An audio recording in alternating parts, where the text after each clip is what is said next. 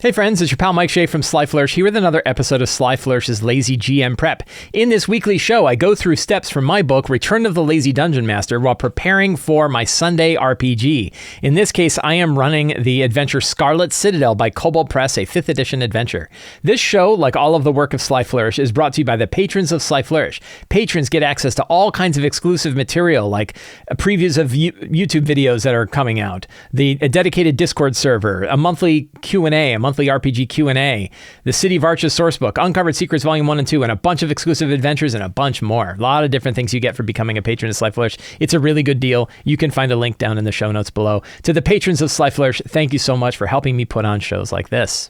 So last week I had done a fair bit of prep. I read up on always like, oh, did I read the whole chapter? Well, kind of. I read most of the chapter, read some of it, of the Black River, which is the kind of the biggest chapter. I think it's like a 34-page chapter. It's a really, really big chapter. And good news is, because I had done that little bit of upfront work, I probably have to do a little less today because they didn't get very far in the Black River, and I already have ideas about what's going on. So we'll take a look at our last week's notes to see where things had gone, see what the strong start was, and then figure out where we're starting off today. I did this like character hook idea, and this is something I've been doing more of recently, which is during the prep stage one of who are the characters, one of the things you can do, one of the things I'm starting to do more of, is say, what is an interesting hook that I can use in this session that can connect to the character? What's something that character can either learn or just connect with that I'm going to drop into this adventure? It's a good way of like making sure we're keeping that character focus first sort of approach, and also gives you some ideas for like secrets and clues. And it's just, again, it's sort of the reason why step one is review the characters, because the characters are really the focal point of the adventure. And this idea of building in character hooks every session is really part of that. So let's see which ones. Bart feels a connection to the remaining two icosahedrons. That really didn't come up. Dorn feels that the Black River is the proper way for him to return, but currently it's being rerouted. That one did come up. Garble hears the song of the people. Yes, that one came up, and that drew. Mez feels the strength that once was here for the followers of Charon, recognizes the boatman, and recognizes the twisting visions of the cult of Charon and the cult of Vardasane. A little bit of that. Definitely connection to the cult of Charon. Skrink was sacrificed to the gods of the deep ones back in Zobek, but only remembers it now. I did touch a little bit of that with a vision. So those hooks did help. They're kind of like, those are sort of secrets and clues. They can count as secrets and clues. They can also count as character-driven stuff. So they fit into either like that, those two steps, the reviewing the character step, you can do them, or secrets and clues. One thing you'll notice when I'm doing my prep, and I'm not sure if this is really clear, and I don't really necessarily make this clear in Return of the Lazy Dungeon Masters, you can do them in any order, and you can jump around. People probably do this. I would not be surprised if most people have figured out that you don't have to do them in order. It helps you to start in order, but you might come up with ideas during your strong start that actually kind of lead to a secret and clue. So you go to a secret and clue. You might have an idea about a location. You can drop it in locations, or an NPC. You can drop it in NPCs. So you can jump up and down in this list until at the end you kind of look and say, do I have everything that I need to feel good about running the next game? Which is really the core question of all of your prep. Do you have what you feel you need in order to feel comfortable running the next game? There's some little tricky bits in there, like feeling comfortable. It doesn't mean that you are prepared. It means you're ready. You feel good about it. And if you feel good about it, you're probably going to be okay. So yeah, there's a lot of interesting things going on in there. Yeah, so those hooks all work. Then we started off with Clara talking about Gellert and the situation in the Black River. Well, I forgot that Clara was already gone. So we kind of skipped that part. We skipped my strong start. And instead, I kind of jumped, it didn't really have much of a strong start other than where are you guys going to go? What path are you going to take to go down in the Black River? They ended up going down the Forbidden Stair. Let me pull up my owlbear. We can actually take a look at where we were. So we have Sunday Scarlet Citadel. So they had come down. This is the Black River. Hey, you can see where they all are. They're all in a boat. And they came down this forbidden stair from up above. All of the Darrow were like, do not go down that stair. That's the forbidden stair. Well, it's forbidden because Clara, who was immortal to the debased, said, you will not go down that stair, and started disintegrating them that did. And that way they all knew, like, do not go down the stair. And they didn't go down the stair. But the character's like, well, Immorta's now on our side. We switch her over to Clara. She's now going back to town. And so I think we can go down the stair. They did find a nasty glyphed trap. And a big fiery glyph trap. And I think they got hit by it and it hurt them real bad. And then they made their way down there. and they're kind of like studying the river, and they're looking at things, and they're figuring things out, and they're like, I'm going in that door. And as they open the door opens, and who should come out but Gellert the Gruesome himself. Gellert was like gathering all his crap out of his room, and he's like, I'm getting out of here, right? And the I guess a little part of the strong start that I had done is the idea that like the wind flow is changing in the dungeon, that airflow is changing, and the dungeon is really big. So if the airflow is changing, something really big must have happened here, which is like, I kind of, that'd be a good secret and clue. So we're gonna, even though we're still doing our review of last session, there's no point getting to the point that you can do your stuff in any session. This date thing sure didn't work. What's today? 11th. It's just dumb. I'm going to pull it out of the template. Somebody told me about why that works, but it doesn't. I'm going to drop that right into secrets. And the secret is the airflow of the entire dungeon beneath the Scarlet Citadel has shifted. It would take something monumental to cause such a shift. That's a good one. Like if the air, if the air suddenly was flowing one way and all of a sudden it reverses and flows the other, it could be like, oh, the river's doing stuff. You're like, even the flow of the river, I think like this, even the flow of the Black River has become chaotic due to this recent event. Gellert was afraid of whatever he had done down in the chambers below the Black River. I've got some big secrets already. So they didn't talk to Clara. They did learn. So then what happened is they didn't learn a lot about the inhabitants of the Black River because there wasn't really anybody to talk to. So they went down there. Gellert the Gruesome, the main villain of the whole campaign, was like on his way out. And he's like, he had a golem with a big clay golem that was guarding him.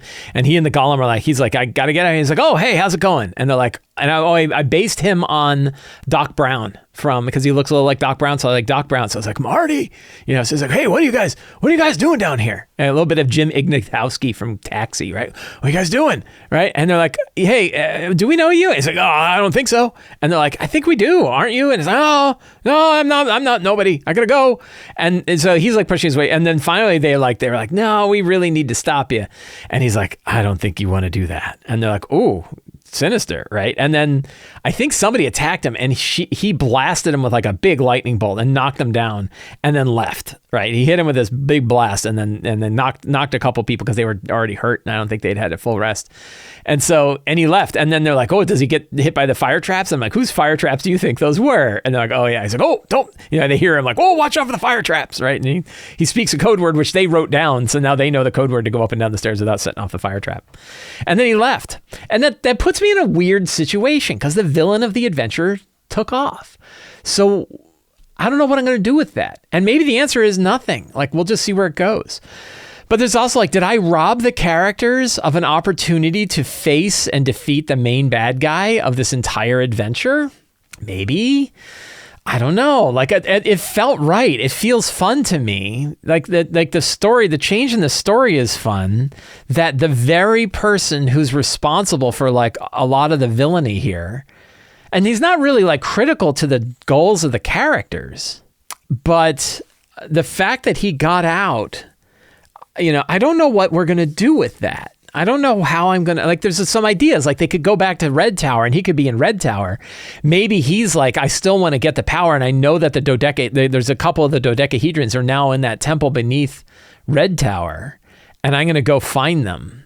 And then they have to face him there. That could be like a fun thing to do, maybe. I don't want to punish them for having faced him and not battled him. I don't want them to feel like we should have done something different or worse, like feel like they never had a chance to even face him. So I think, I think it's something I want to keep in my mind. I don't know that it's super important right now, but I want to make sure that they have a good, rewarding ending. It's more important. Fun is more important than maintaining the realism of the story. You kind of want to start by asking, like, what would happen in the real world? And then you say, like, is that fun? And it's that balance of those two things. You start with one, but the other one definitely affects it. And the question is, like, what would Gellert do? So what does Gellert want? Gellert wants power. I think the idea that he might go after the dodecahedrons, like maybe he knows that there's like sealed dodecahedrons that are somewhere in Red Tower. He doesn't know where they are. And he goes back to Red Tower. And maybe there's this opportunity to battle him in Red Tower once they come out. It could be a little bit like the Lord of the Rings, like the end of the Lord of the Rings book where they go back to Hobbiton. They go back to the Shire. And it turns out like, the orcs are there, right? I think, isn't Saruman there? I think Saruman, if in the books, if somebody reminds me that Saruman is still around. So, yeah, Chicory Coffee says, so the BBG is going to go back to the Shire and wait for the party. So that could be, that could be a way to handle this that I think might still be fun. I don't want to like hurt anything that they feel like they built, but I think, I don't know. I think there could be some fun there, and I want to deal with that. So they went down there, Gellert blasted them and then left. And then they started trying to figure out where they wanted to go in the river. And they know that they have certain things that they need to do. They know that they need to face the Lagfell, the Chain Thing, and Shogoth. And they went to the boatman, and they realized like the boatman is this like false Karen. At first they thought, oh, that's Karen. And now they've started to figure out that's not actually Karen. It's kind of like a simulacrum, or, it's a golem that looks like Karen.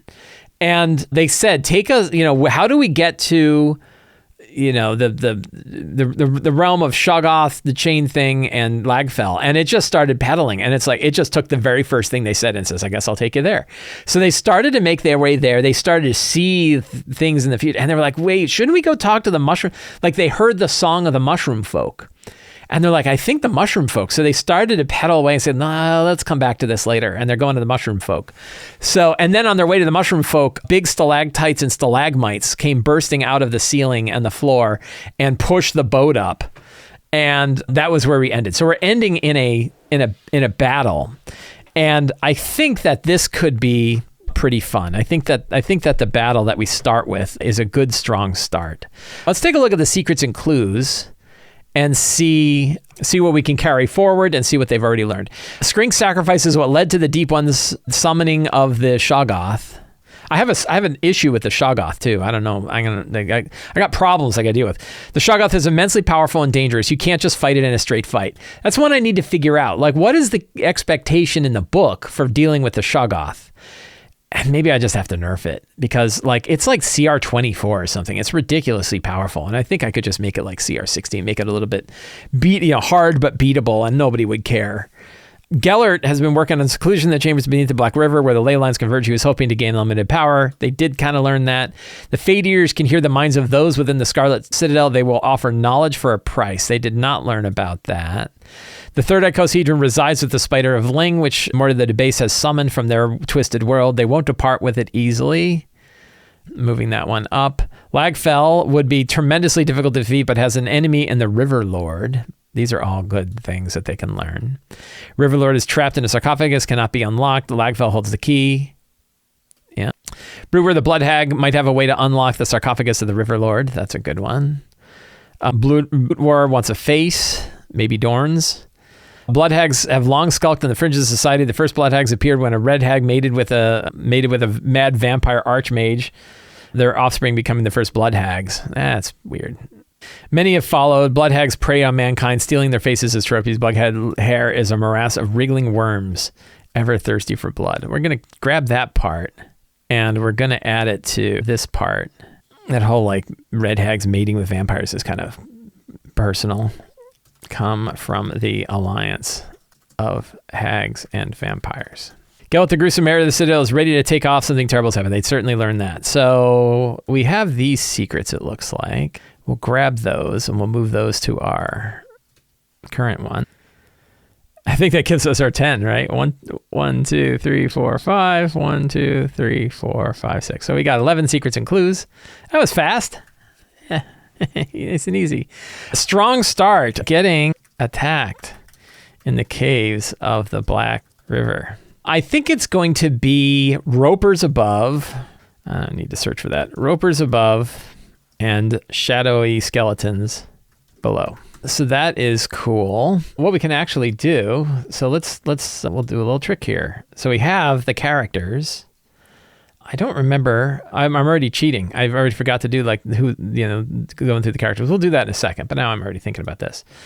So we're going to add some monsters here. And I think, you know what, we're going to make our life easy. And we're going to put like these guys, a couple of these dudes, and like 3 of these guys. And you know what we're going to do is change the text. And we're going to call these shadow skeletons. Bump that font size up. Those are rookie numbers. Oops. I actually don't know. And then we have this little button over here. This is a plugin called Clash. And Clash is a plugin for Owlbear Rodeo. You can add it to your Owlbear Rodeo game service by downloading the plugin. And it gives you access to every monster in Open 5e, including, I think, shadow skeletons. So here we click on this View Info, and it already named it Shadow Skeleton, but the stat block isn't right. So we're going to search the monster data for skeleton. And we have Minotaur skeleton. We have all of these kind of Monarch shadow skeleton from Creative Commons. And we hit import. Now it's got all the stats for the shadow skeleton. We hit save. We're going to delete these because they don't have that. And we go bink, bink. And now we have 2 shadow. Oh, I didn't want that many shadow skeletons. We're going to do 3 shadow skeletons. And same thing here. We go over here. We go into detailed view. And we search monster data, and we say Roper. We're going to use the one from the Menagerie. I like using the Menagerie Roper. They're pretty tough, CR5s. Save, and text, we will bump that font size up so we can read it. I'll delete this guy, duplicate that guy, and now we have our Ropers above and shadow skeletons. We'll do like 2 coming from the back and 1 from the front. So they're spread out a little bit. And I think our Ropers, so let's see, we're gonna, as a command to select multiple guys. There we go. And we add them to initiative. So we've got our initiative set here. And we can just roll for them. So we'll go roll, roll, roll, roll, roll, roll. Look at that. If I hit save, it put them in order. Except I don't think it did the initiative for the characters yet, so we're gonna have to figure that out. And we're gonna, if I clear the list, it's going to clear everything, isn't it? This will leave unit info. Okay. So now, let's see, we can move these guys away. And I think we just select everything in here. Boop. And then that didn't work. So shift works. There we go. So we got them in initiative now. So that's cool. And if I hit save, what does save do? There we go. Cool. So now we are ready with our combat to start off with, because we know what's going to happen. And that's a strong start. So let's take a look at the characters. I forget. I know a couple people are out, but I can't remember who. So we'll just go through them all. So we have Bart. Bart is a Gearforged Bard diplomat. Bart is seeking their, like seeking their origin here. And I think I really want to have it like character hooks. Bart feels a connection to the 3rd and 4th icosahedron. Dorn Greycastle is a shade fighter sorcerer, former adventurer, probably feels an affinity towards the cult of Charon, but not towards the cult of Dazane. Dorn is trying to figure out whether or not he wants to go back to be alive again, or does he want to just die and go to a peaceful afterlife? That's a good question. Garble, Mushroom Folk Rogue Far Traveler, played by Pat. I'm not sure that Garble, I think Pat might be one of the ones who isn't going to be able to make it. And it's a bummer because they're going to meet their mushroom folk. So, yeah, I don't know. I'll have to figure that out. We'll figure out a way. And I think all of them have drank mushroom juice in the level up above, so they can all kind of hear the song. And I think they'll all be able to speak to the mushroom folk. And maybe when they get to the mushroom folk, Garble will spend time with them while the player's away. Mez Roomseleth is a fighter parfumier who is trying to help Dorn's body reach the afterlife. Potter, Potter's afterlife. One funny, interesting thing might be, what if Potter's spirit wanders around the Scarlet Citadel? Where's my body, yo? Sister Malarkey Jones is a tiefling warlock cleric, follower of the Weird Weaver, the god of chaos, god of good chaos, good randomness, god of randomness, not so much chaos, who is has used randomness to get where she is and wants to free the Weird Weaver, wants the Weird Weaver's bonds to be broken so that the Weird Weaver can restore order or restore randomness, evenly distributed randomness to the world. And we have Skrink Skibbers. Oh, so what's a good hook for Malarkey?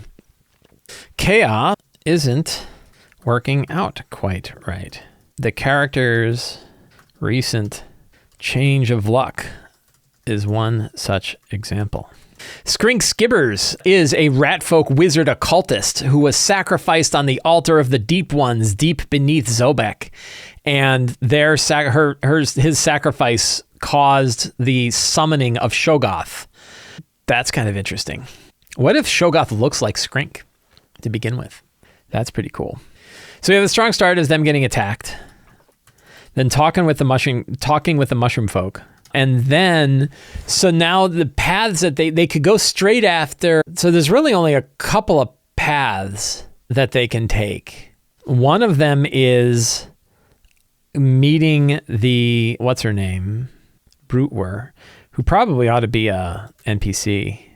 Do I have an NPC for Brutwer before I make one? Let's find out. I do. I already have an NPC for Brutwer. Oh, she's nice. She looks nice. So they can go straight for the Shogoth, or they can meet with Brutwer. Because Brutwer is the key to releasing the River Lord, which I guess I didn't make a thing for, and then face Lagfell. And then what was the third? Oh, and then Lagfell is currently drawing power from the chain thing. So that kind of connects up, there's an order to them. They can't just face all of them. But then the other one is getting back. This is the other option. Retrieving the third icosahedron from the spiders of Ling is the other option that they have to take. And at that point, when they've done all of this stuff, is when they are ready to go down to the fourth level. I need to read up on the fourth level too. I don't remember anything about it. So one of my pieces of homework, I think, between this session and next session is reading that chapter. At that point, I'll have a good feeling for how the whole rest of that chapter is supposed to work. I think it's smaller than the Black River, but I still don't know enough about it.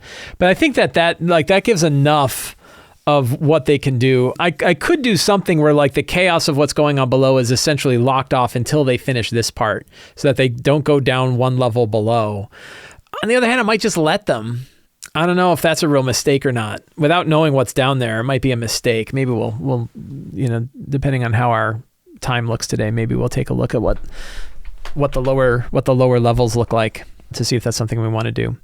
Fantastic locations we don't need to worry about. The book's got it covered, so we typically delete that section. NPCs. All of these NPCs look like they are still important. We don't need Immore to the Debased here anymore. Immore to the Debased is now Clara, and she is not current, so we can drop her from the current list. This is a new feature of the notebook, as I've now created a new tag and put a table in here so I can keep track of which NPCs are important and which ones are not. And then I look through these. Kurgaram Darrot is no longer current. We don't need her anymore, so we can pull her off that list. Rootwur is important. Shogoth is important. Chain Thing is important. The Anchors of the Third Icosahedron, we already have them all, so we don't really need to keep a list. Lagfell, Thoas. We probably need the River King. Let's take a look in our Scarlet Citadel for the River King, Black River, and we'll find ourselves a picture of the River King. The River King is in 511, room 511. There's the River King. I kind of forget what the story of the River King is. Let's open this up in preview.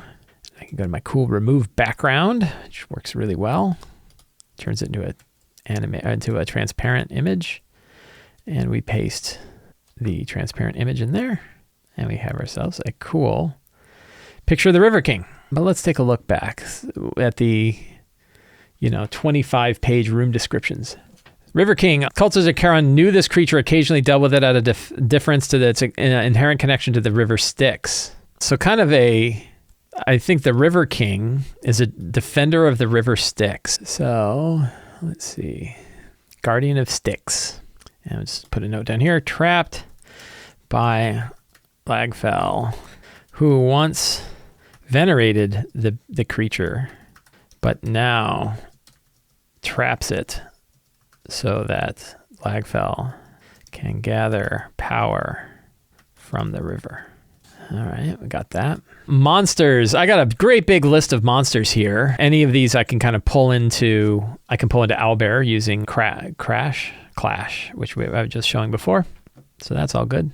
I don't think, I need all the deep ones and everything like that. There's a lot of different creatures here.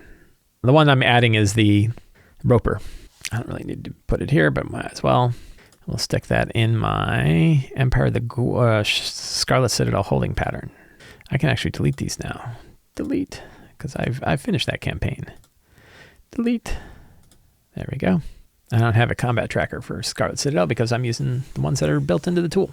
So that is good. Let's see here. What else do I need? So I got my monsters. I have big piles of treasure and a bunch of different treasure items. I can't remember if I gave them a new magic item. I haven't been keeping track of magic items recently.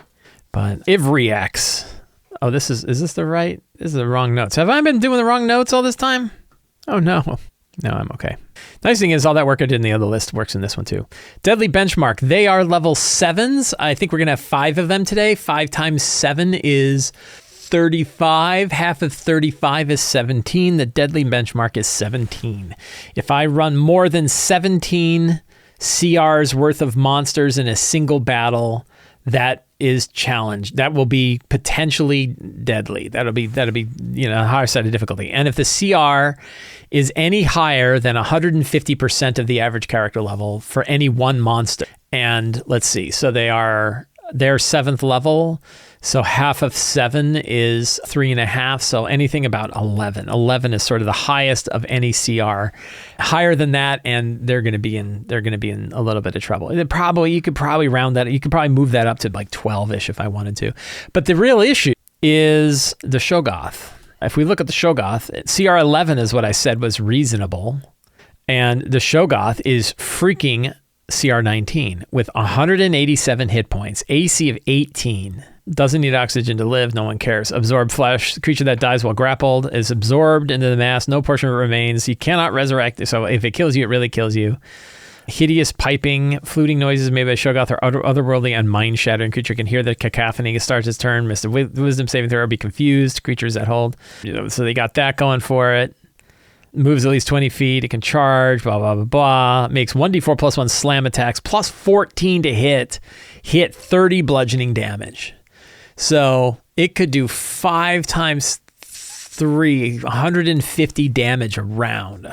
That's a lot of damage. So what is the expectation in the book for how you're supposed to handle the Shogoth? I know it's at the latter half of the book. Before we look at that, I'm going to take a quick break. I'll be back in just a few minutes. Let me get down to the Shogoth part. There's the Shogoth. So the big question is, what is the expectation that the adventure has for throwing level 6, 7 characters at a CR, whatever the hell it is. Crazy high CR of a Shogoth. Characters in the chamber of the Archimondes realize that time is running out. First opportunity, Archimondes uses claws to rip open the midsection of the nearest deep one, splashing blood in the pool. Inky liquid boils and churns, and the Shogoth joins the action of the following round. It makes slam attacks against the wounded deep one. It can attack up to 5 times, which ought to guarantee the victim's death and absorption of the Shogoth. Make sure the characters see this happen. They fought deep ones and should have a good idea of what it takes to kill one. Seeing the thing in the pool dissolve a deep one into protoplasm and absorb its matter in a single turn should be a horrifying, obvious clue to the party that they're out of their depth. The deep one Archimonde uses spells against characters. The other deep ones focus on keeping adventurers away from the Archimandrite, while the spells and Shogoth do their work. At some point, the Archimandrite might use its voice to call more deep ones, blah, blah, blah. Shogoth attacks. Shogoth never leaves the dark pool during the battle. It doesn't need to. It can reach every part of the chamber. Flays around. The creature is drawn to blood. Anything bleeding. No, bleeding isn't the same as not maximum hit points. So you can sort of direct it with blood. Players ought to realize that the creature in the well is beyond all of the character's capabilities and retreat as soon as possible. Whether the deep ones are alive or dead of little consequence is significant. The characters refuse to retreat. You have a few options. First, the Shogoth doesn't care whom it kills and absorbs and ingests deep ones as happily as humans, dwarves, and elves. This could buy the characters a round or two of indecision. Second, this is the real reason why Renly Loflurther is here. If seeing 1 or 2 deep ones instantly dissolved into protoplasmic goo doesn't ring the party's alarms, the Shogoth's next target may be Renly. Do your best to kill and absorb Renly in one turn. This is more difficult for the Shogoth because Renly is tougher than a deep one.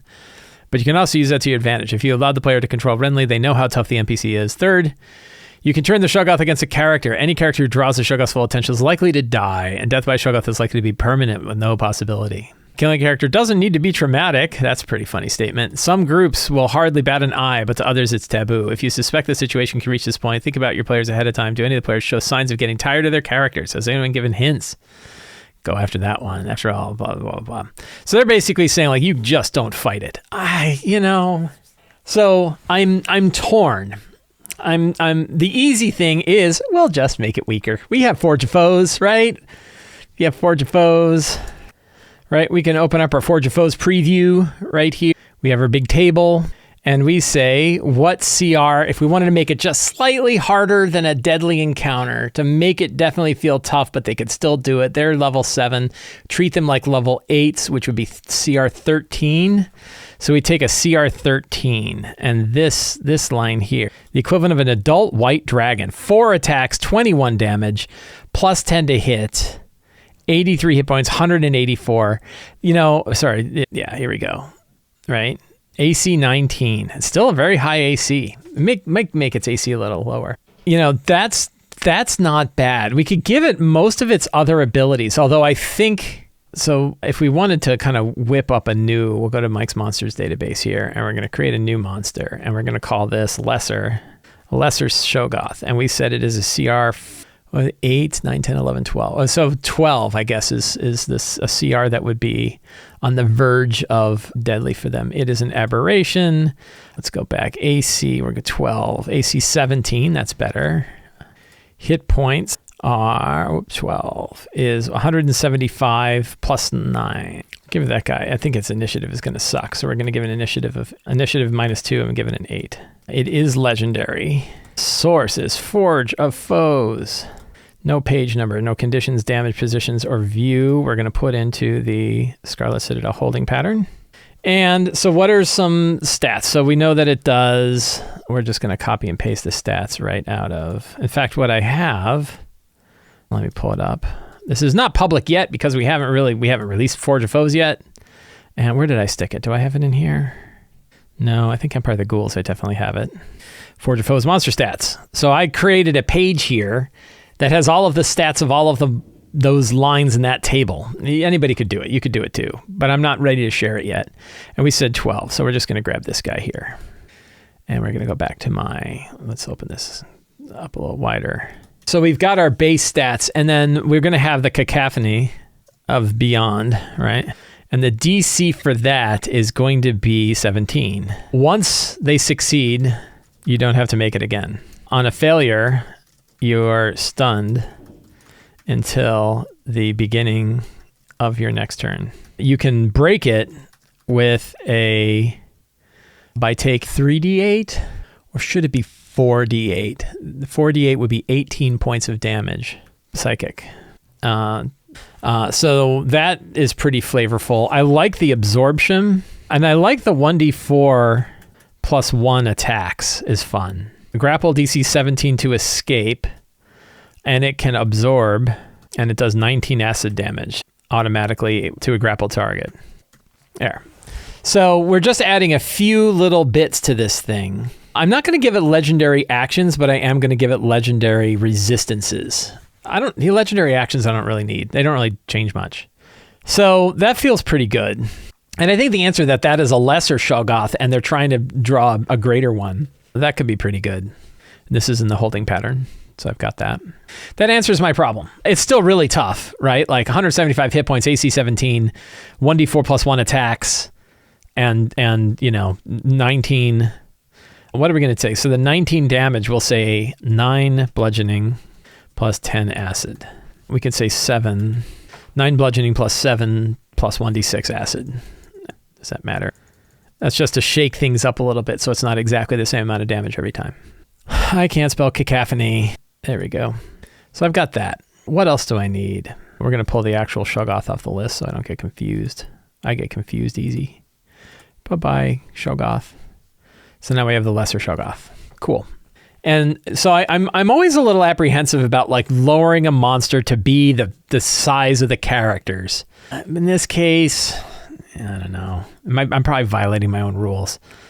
But it is a lesser Shogoth, so it is also not a full Shogoth. So, and the idea that there are ones out there that are even worse than this one is pretty good.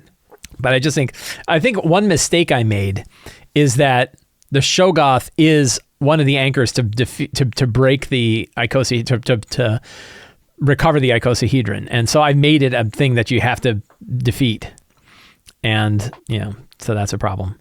Let's do. I can steal the treasure from my other day here.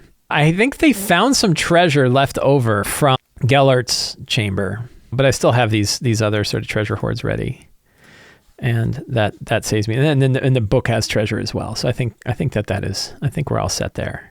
So my notes are set. I feel pretty good for today's game. But one of the things we could take a look at, kind of quick, is the Howling Halls and how this works. So we know that down there is the magical intersection of the ley lines, and that basically Gellert broke it and has opened up the equivalent of a black hole in the center of this place, like a complete, destroying black hole. A bunch of different conditions here, a bunch of elemental influences here. The ley line triggers are kind of fun. I'll sort of study that. There's a salt storm that causes caustic salt, and it can become a salt golem that's kind of got formed from it. There are salt devils, maelstrom door. There's a few different ways in here. There's a whole thing about opening and closing the various doors in order to kind of seal the thing up, I think. I don't know how we're going to run this. There's the void. That's cool. And there's voidlings. It's fighting its own. Yeah, you got this thing. So it kind of fights back. I don't know. We're going to have to see how this whole thing plays out. I've got some ideas. One of them is that Bart is somehow connected to this. Bart has, maybe I kind of like the idea that Bart's been carrying the fourth icosahedron the whole time, but it will kind of require sacrificing or capturing, the Weird Weaver into Bart, and then Bart sort of becomes like the walking version of the Weird Weaver. I think there could be an option there. I don't want to kind of force the issue, but I might want to come up with a few different options on how, what can they do to stop and seal up this hole, and then at what terrible costs. And I think I'd like to offer them deals. So, if I'm thinking about it, we'll just throw a section in here. Bart sacrifices himself to seal the breach into chaos. I mean, one thing is basically somebody has to throw themselves in. They probably have to fight this monstrosity, but once they fought it, in order to seal it, somebody's got to throw themselves in and seal it from the other side, and they may never come back again. And maybe it could be any of the characters, right? I think kind of the neat bit is a handful of the characters came here already dead.